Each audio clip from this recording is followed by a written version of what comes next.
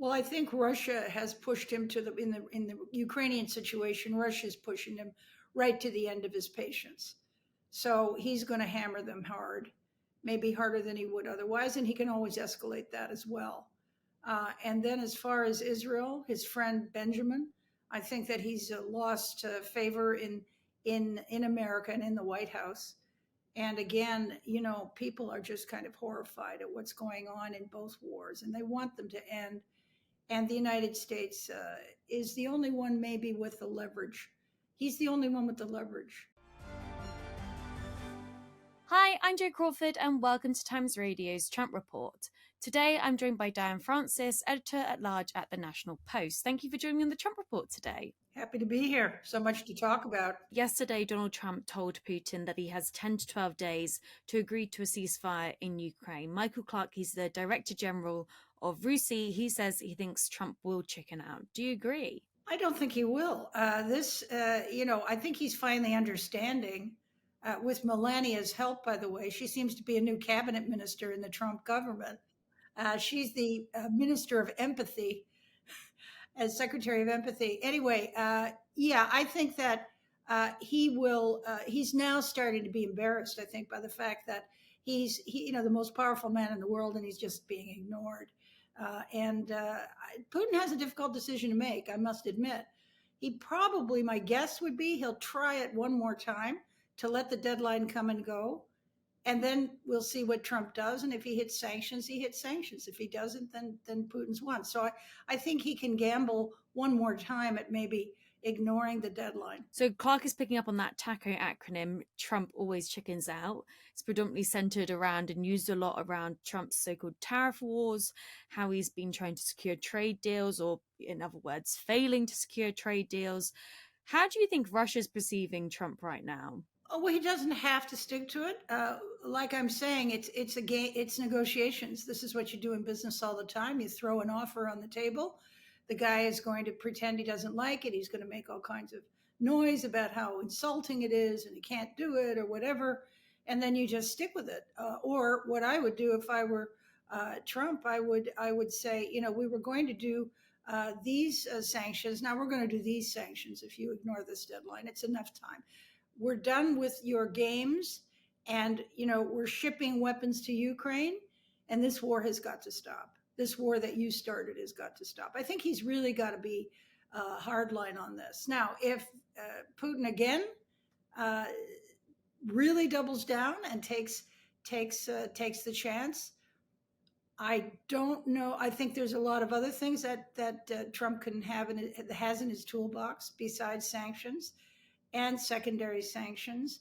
He can also unleash the Lindsey Graham bill, which would absolutely obliterate their customers, their oil customers, the Russian oil customers like India and China and, Hungary and Brazil and a lot of different countries. So he's got a few tools in the tool chest still. Trump says that if Putin doesn't agree to a ceasefire, then this will result in imposing sanctions, secondary tariffs on Russia.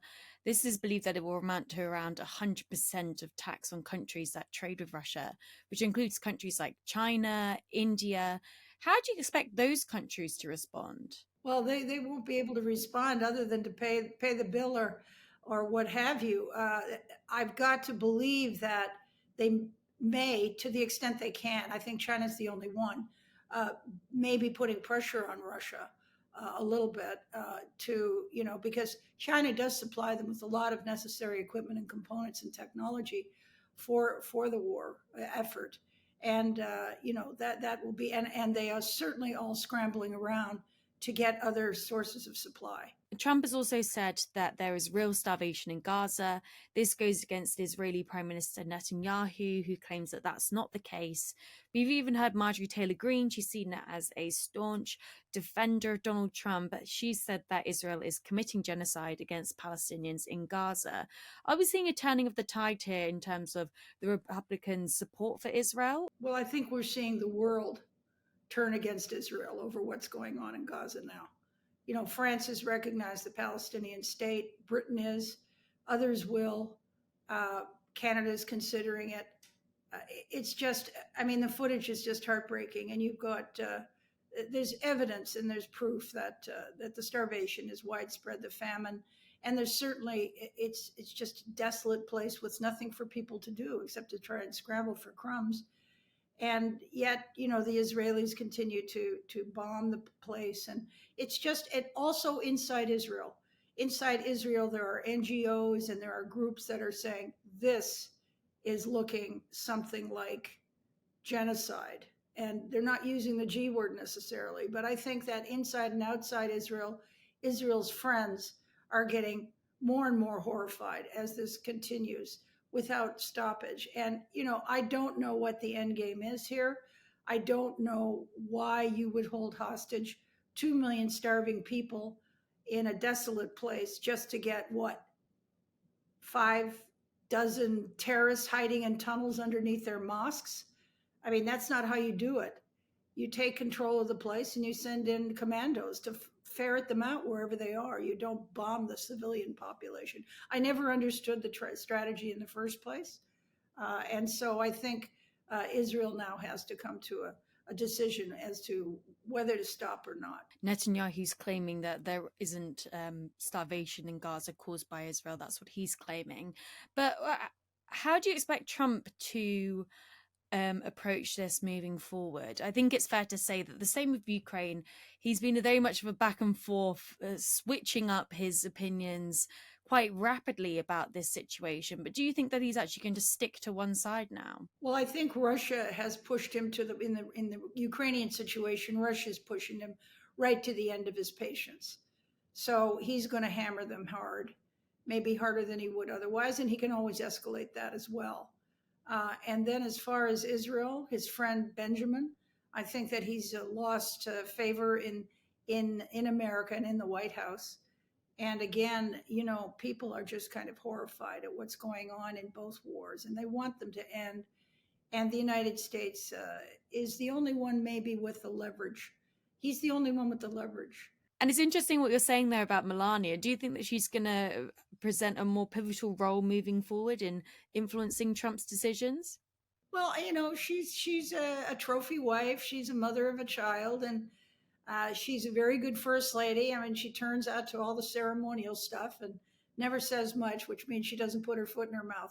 What's interesting, though, as I said at the offset of this taping, he's trotting out her opinions about what Russia's doing in Ukraine and what Israel's doing in Gaza, as though she was one of the secretaries in his cabinet. I call her the secretary of empathy. I mean, and she's saying what we're all thinking. This is horrifying. Children and women shouldn't be part of a war. What are you thinking? Stop it.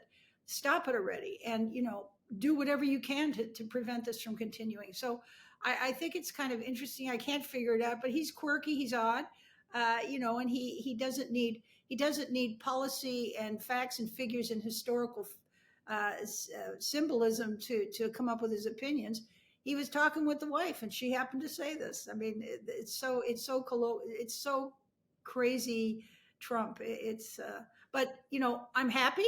I'm happy that because he's always the tough guy, and this is not a time. This is not about being tough or not tough. This is about empathy. This is about doing the right thing for humanity. Well, Diane, thank you so much for joining me on the Trump Report today. You're welcome.